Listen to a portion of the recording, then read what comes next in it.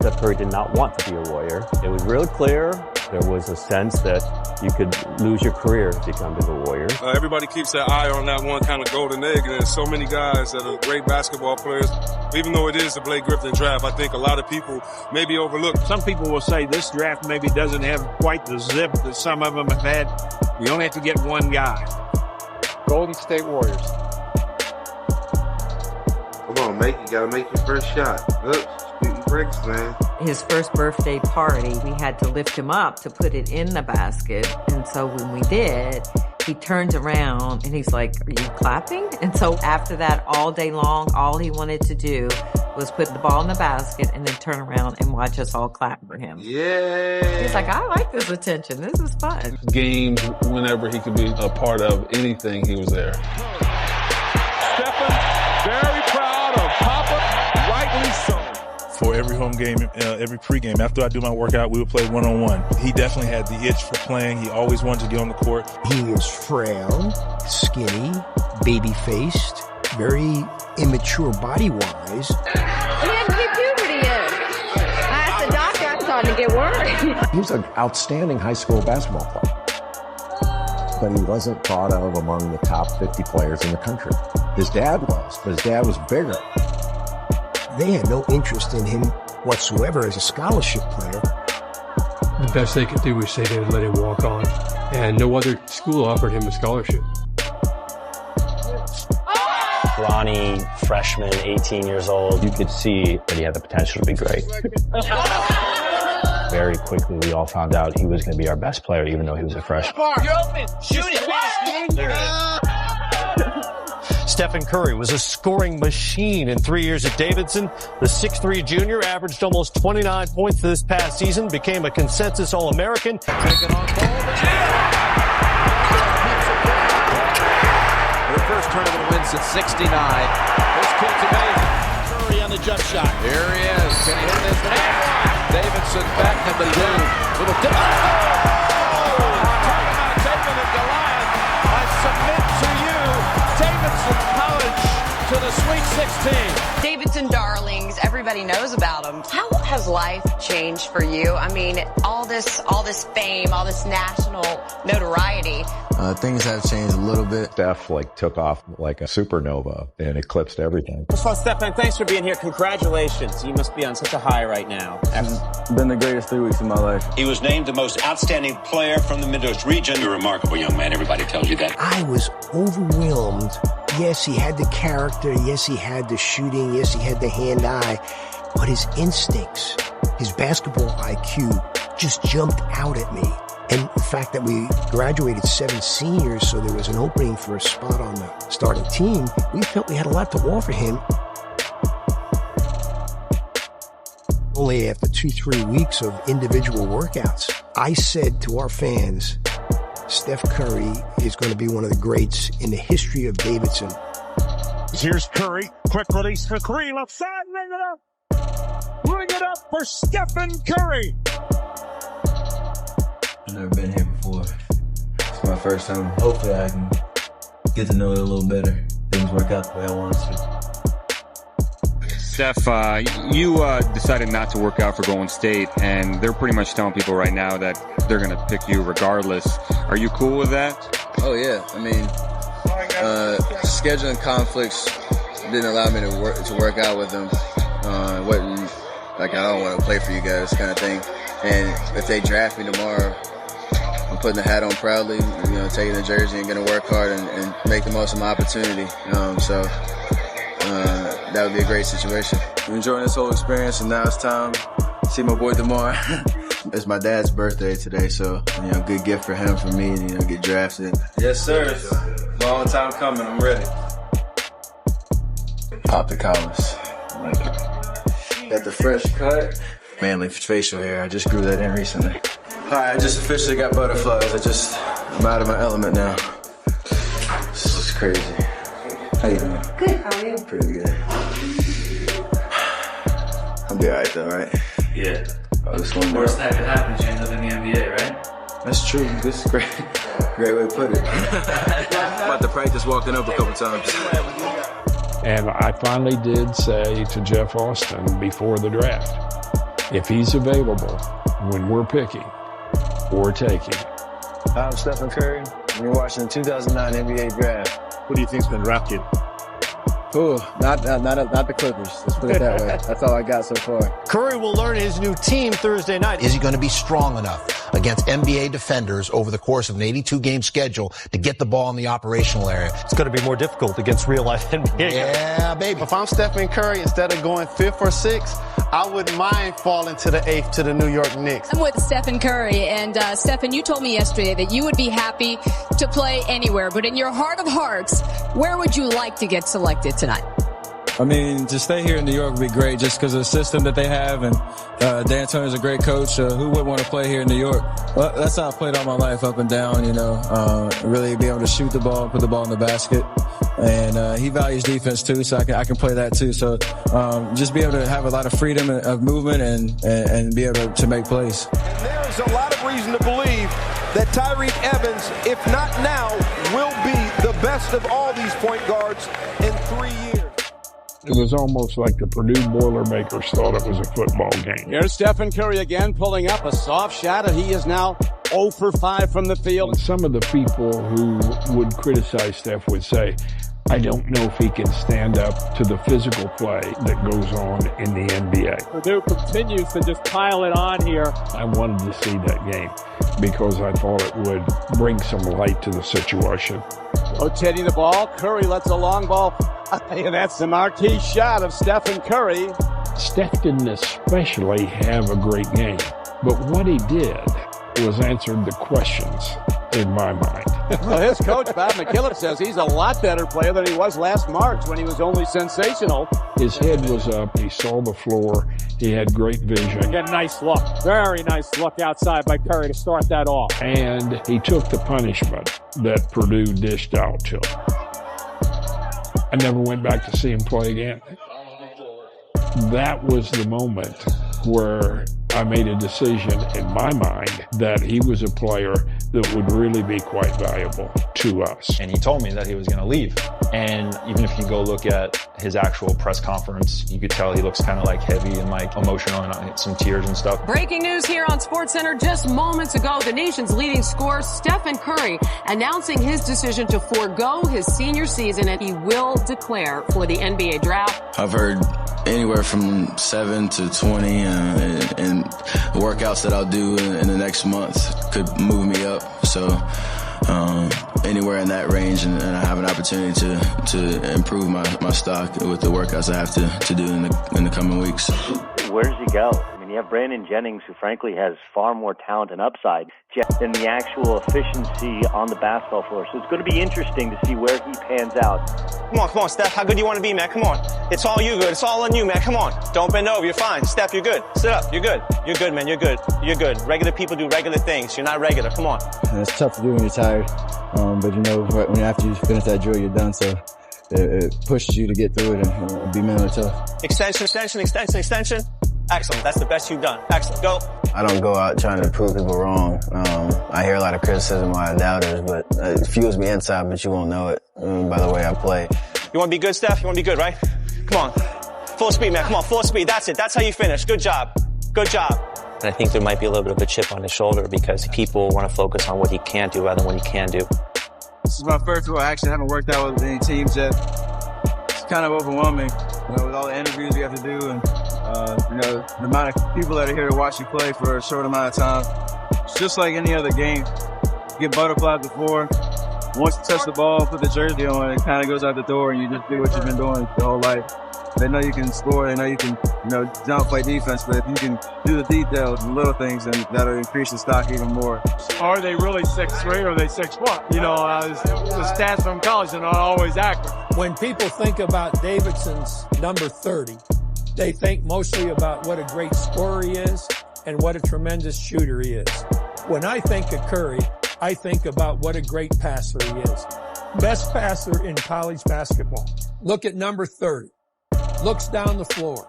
45-foot pass. Didn't have his head down on the ball. He had his eyes ahead. Here's a cut. All right, now back it up. Crazy. Now, look at the other side. The cut has not even started yet. But Curry, you can tell by his head, sees the cutter. He knows where the cut's going to be.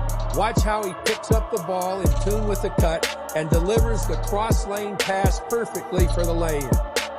Great vision, great pass. All right, we're going to let this go through. Another long pass, bounce pass right there. Now back it up. We bring it on. Curry has the ball. Freeze it. All right, now look at the difficult position he's in right here. Right foot forward, a little bit off balance, the defensive man all over him. To the left of the screen is a guy about to break open. Let it go. Freeze it. All right, now, look at the stance that Curry's in. If you're right-handed, your left leg goes forward to give you momentum. And it's the opposite if you're left-handed. Curry is flat-footed. Hardest way to throw a pass of any kind, whether it's a baseball, a football, or a basketball, and he delivers it right on the button. There are not very many guys that have ever played the game that can make that pass. Now here is a great play where he takes a loose ball and makes the right kind of pass, a bounce pass. An air pass would have never gotten through. Here again, freeze it. All right, now, the cut is just started. But look where Curry has the ball. He has released the pass already, and the cut is just beginning. Now, this requires a perfect lead, like me shooting a pheasant. I don't ever miss pheasants with this kind of lead. And there the cutter goes to the bucket. Here comes the pass, right on the money for a layup, because Curry was actually ahead of the cutter in thinking what was going to happen. All right, take a good look at him, because he's as good a passer as has ever played college basketball. The job description for a point guard. Well, as a point guard, you're the anchor for the team, and when things are going, south, you have to be the one that your teammates can look to get you through those tough times. So during the course of a season, there's a lot of those instances, and you have to be the one that can pull them through. So just being a vocal leader, being accountable to your teammates, and being the hardest work on the team is something that defines a true point guard, and a great one. He's going to do a lot of good things for us. He comes from a great family. There's a lot of tradition in the family. They're good people.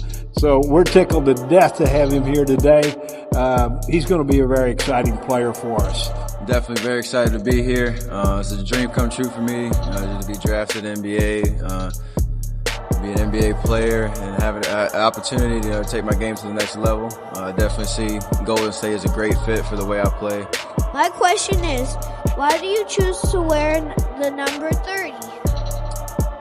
It's a family number that we have. My dad wore it for 16 years in the NBA. He even wore it in high school and college.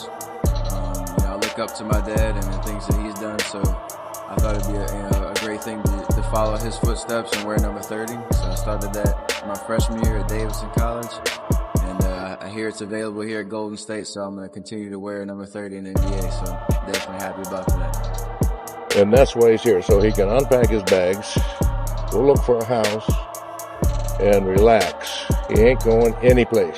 If I go out there and just be in the right spots, give my effort, my defense will speak for itself. So I think that's what I've tried to do up to this point. You and Monte Ellis are top 10 in steals. Do you know you're the most productive backcourt in the NBA when you look at points, assists, rebounds, and steals? Not really. It's the first time I heard that. I mean, we're two very explosive guys capable of big nights. He's an all-star caliber player, so it makes it easy for me to go out there and just try to follow his lead and be as productive as he is. Being active on the defensive end, getting steals, pushing in transition. We like to get up and down, so if we get stops and get steals, that makes it easier on us. So it's been fun to play with him, and a long way from started training camp. This rookie draft class, particularly at the point guard spot, whether you call Tyreek Evans or Brandon Jennings, Johnny Flynn, yourself, a lot of really quality young players that are playing a lot for teams. Is it the game within the game is a little matchup thing for you? It is a little bit. There's no avoiding that. You want to, be at the top of your class and among people who you're going to be compared to at the end of the year. So, especially when they're your matchup, you want to set that defensive, pride that you have to take. You want to stop them, and you also want to, have a great offensive game against them. So, but you can't, do too much or do extra stuff trying to win that matchup. You have to play within yourself and in your system, and see what happens at the end of the game. Who's going to win the three-point competition?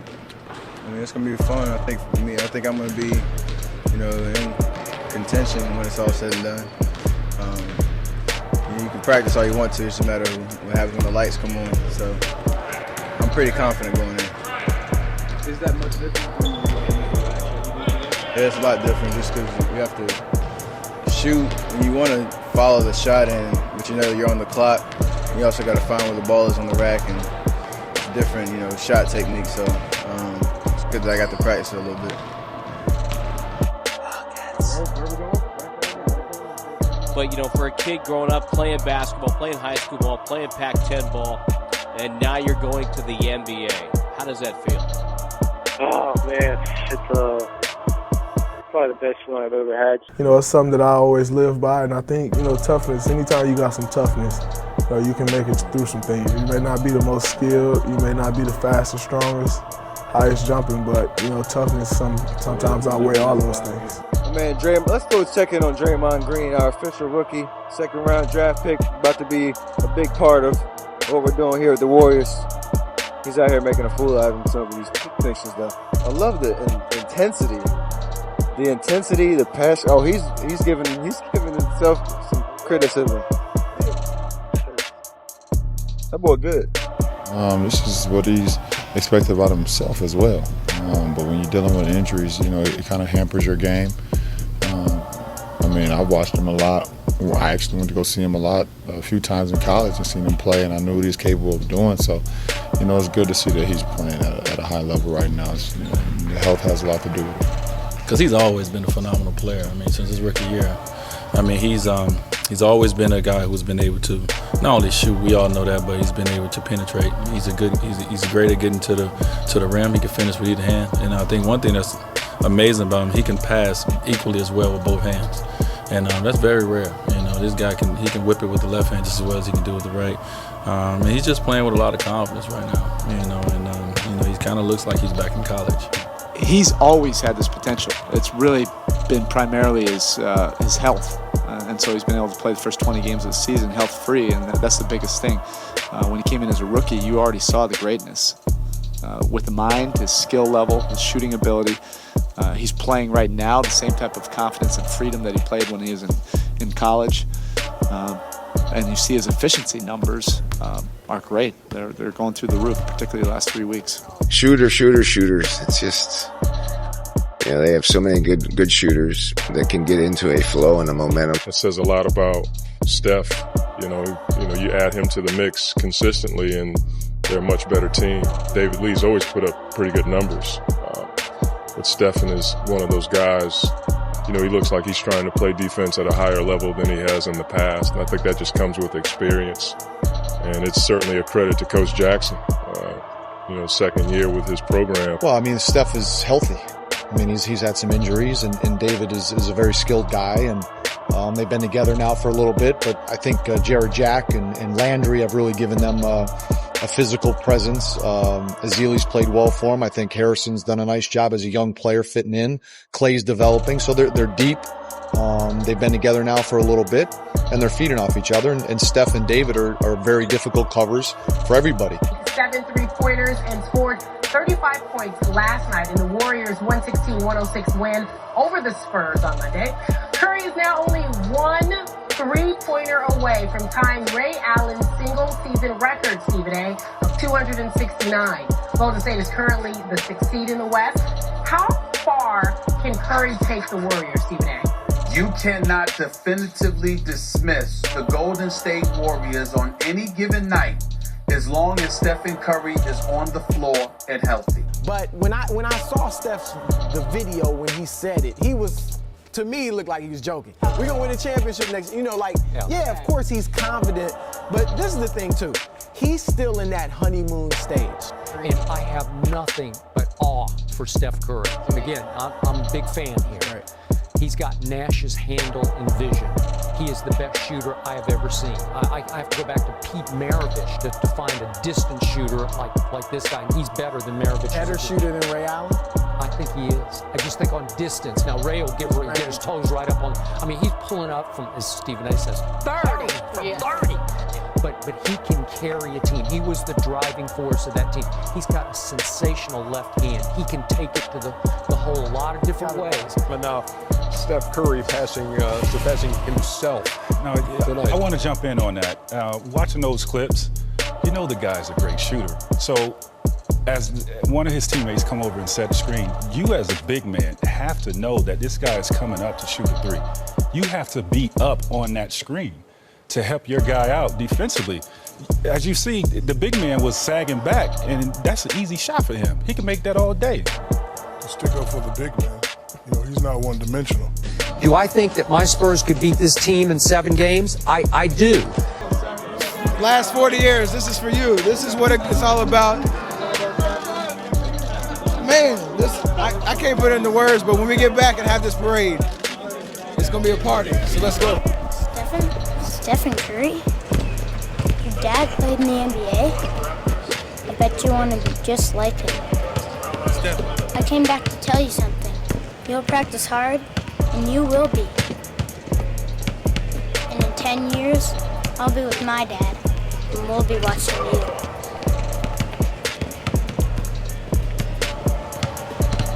LeBron is the favorite, followed by Anthony Davis. Reigning MVP Steph Curry is third, and Kevin Durant and James Harden are tied for fourth. You just skipped right over Anthony Davis, while the team's not good enough. I think this is the year the NBA media crowns Anthony Davis. The third time this season, Curry had at least 20 points in a quarter, while the rest of the NBA has won. What the hell is going on with Steph Curry? KG saying, like Michael Jordan was a whole other thing. This guy is his own thing. It's beautiful for basketball. Steph Curry or LeBron James? I said earlier, obviously, Steph Curry. Do you agree? I do agree. Not only do I agree with that, I say Steph Curry, Michael Jordan. I think Steph Curry's in that conversation. I wouldn't compare him to Michael Jordan. I wouldn't compare anybody to Michael, but I would say Steph is turning into a historical category of his own. In a way, I think he's unlike anyone else. His ability to make shots and still handle the playmaking duties is historic. He's maybe as skilled a player as we've ever had in this game. Steph Curry iced it up. I mean, when Chris Paul was absolutely displaying his greatness, going ballistic, when Steph Curry was on the bench in foul trouble, you just saw Steph Curry. You looked in his eyes and you knew that he was going to come out there and he was going to have something to say about the outcome of this game. He was not going to stand around and watch Chris Paul put on this show. There's a serious calmness about him, which is extremely deadly, right? Because he's not up, he's not down, he's not contemplating what just happened before or worrying about what's to come next. He's just there. And then to see him talk about Steph Curry in this manner, who stands here today in just, his seventh year, 8th year in the league, he stands here as the reigning defending NBA champion and league MVP.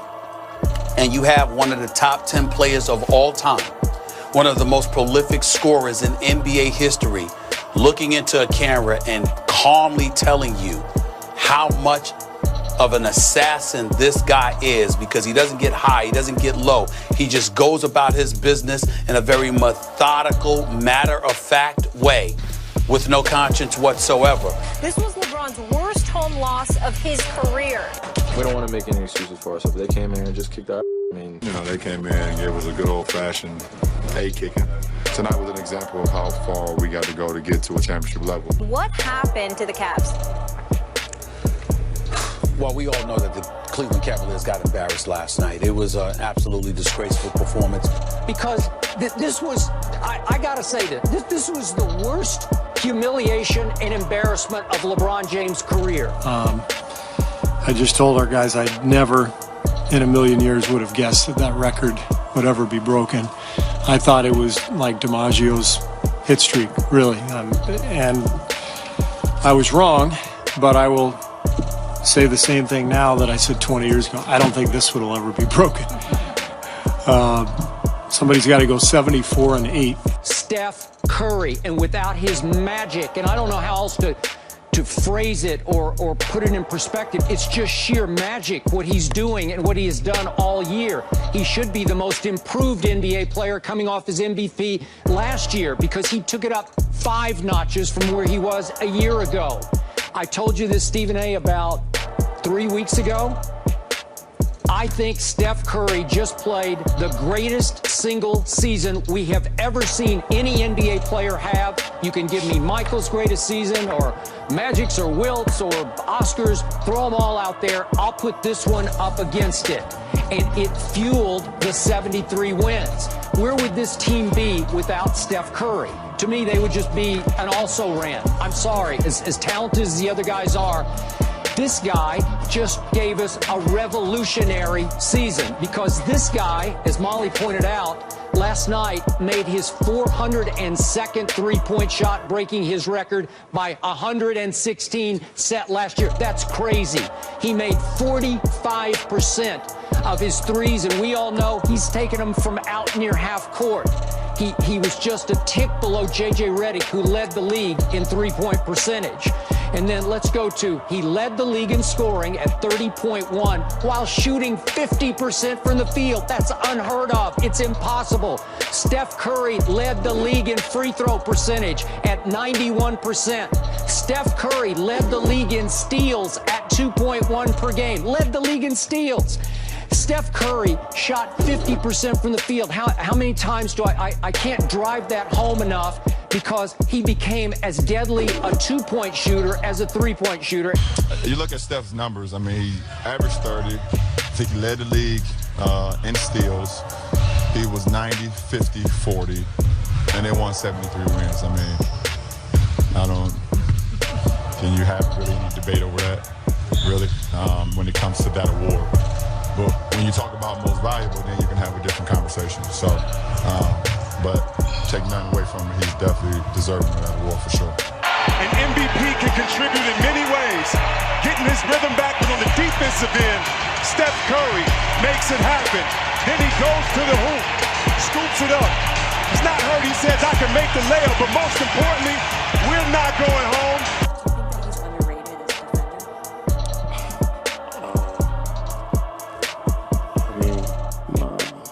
Steals, I don't know if that's just that's a part of playing defense, but you know, he's pretty good, but he doesn't guard the best point guards. I think they do a good job of putting a couple guys on Russell from Thompson to Iguodala, and you know, Steph though they throw him in there sometimes. So he moves his feet pretty well, he's good with his hands, but you know. I like our matchup with him guarding Russell. First of all, if you're a Cavs fan or have any affiliations with your family members liking the Cavs, leave this fucking video right fucking now, dude. I don't give a fuck what you guys have to say right now, dude. The NBA is not only rigged for fucking money and fucking ratings, bro. Aisha Curry said this shit live on Twitter, bro. This is a fucking grown-ass adult married to a professional MVP, legendary Hall of Fame basketball player, bro. The NBA, Adam Silver, and all these fucking NBA wrestling commissioners need to sincerely fucking investigate the Cavs court, bro. I swear they're putting fucking baby oil before the fucking game starts. Why the fuck all of a sudden LeBron is going off like a fucking madman off Space Jam, my nigga, on correct, bro? Why the fuck do you mean to tell me Kyrie has amazing handles out of a fucking butt-naked sky like hot sauce and Iverson? First of all, what is going on with the damn refs, son? Curry, you mean to tell me an MVP of the 2015-2016 NBA season is getting into foul trouble, bro? I'm talking about foul trouble to the point where he has to sit down after the first fucking quarter. No, during the first quarter, my nigga. 2 fouls in the first 5 minutes of the game. I want you to calculate all this shit up. He not only got ejected for the first time in his fucking career,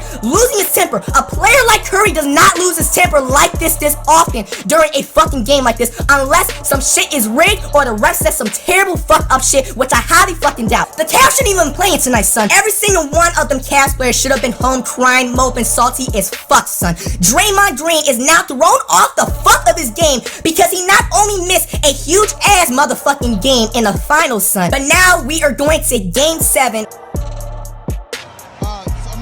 I had to bring the jewelry back out. I don't look at it during the year. That's a flex. It's gotta be the motivation, but every so once in a while you gotta remind yourself. You gotta remind. We got fall. Then last year you said, man, we gonna get him back next year. It was just like that. Watch. How does that feel? It's all about the journey, right? So like 3 years ago, Game 6, 2019, we remember that feeling. We knew we wanted to get back there. And then the laundry list of stuff that happened, injuries, changing the rosters, guys, draft picks, all that.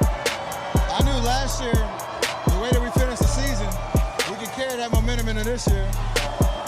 I'd be lying if I said I knew for a fact that we, NBA champions, because there's a lot of work. You got to respect the look in your eye was like, I know. You knew something we didn't. Sometimes you got to manifest it. Sometimes you got to understand, like, make that the goal, but stay in the present. Yep. And that's all we try to do all year long. 18-2 start, amazing. Hit some adversity, hit some road bumps, but we peaked at the right time. And everybody, 1 through 15, 16, whatever it is, our coaching staff, everybody had a part in it. And that's the best thing about it. I can look at each one of them and say, you played a significant part of what we did, and that's what it's about. Before you leave, can we get one more night-night for the camera, my guy? Hey, just so you know, when it's over. And the mic drop. Hold on, and the mic drop. And the mic drop.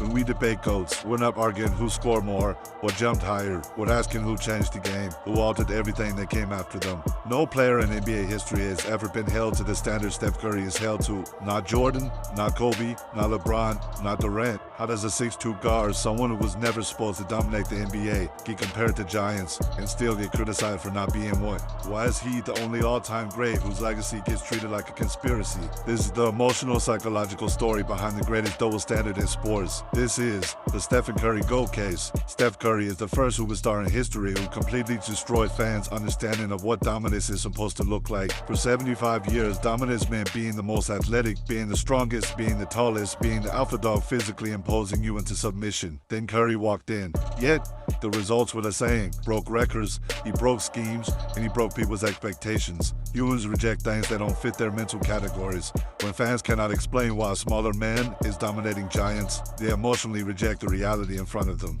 When Jordan dominated, people said, of course he's a GOAT. Look at the mid-range mastery, the athleticism. When Kobe dominated, it was that mentality, that footwork, that skill. When LeBron dominated, he's 6'9", 260, no one's stopping that. When Durant dominated, he's a 7-footer shooting over everybody. But when Steph dominates, he's not athletic enough. He can't be that good. He has help. He only shoots threes. He doesn't have the physical profile of a real GOAT. He is punished for not fitting the archetype. Every other superstar is judged by his strengths. Steph is the only one judged by what he isn't. And because people can't logically deny what he's done, they emotionally search for flaws. That's why he gets the blame even when the Warriors win. That's why his reigns get discredited. That's why his MVPs get called system awards. That's why his stats get nitpicked to death. They're not evaluating him. They're defending their image of what greatness should look like. They have built a decades-long formula around two narratives: physical dominance, superstar hierarchy rooted in size and athleticism. Steph Curry breaks both. If a 6'2 guard becomes the face of a generation, if a player wins without brute force, then the entire narrative structure collapses. So the media protect the old hierarchy by saying LeBron is the real best player, ignoring the defensive gravity he creates, undercutting his achievements with asterisks. There is nothing the media hates more than a player proving their formula is wrong. LeBron's fan base relies heavily on the idea that size and athleticism equals greatest ever. Longevity and dominance.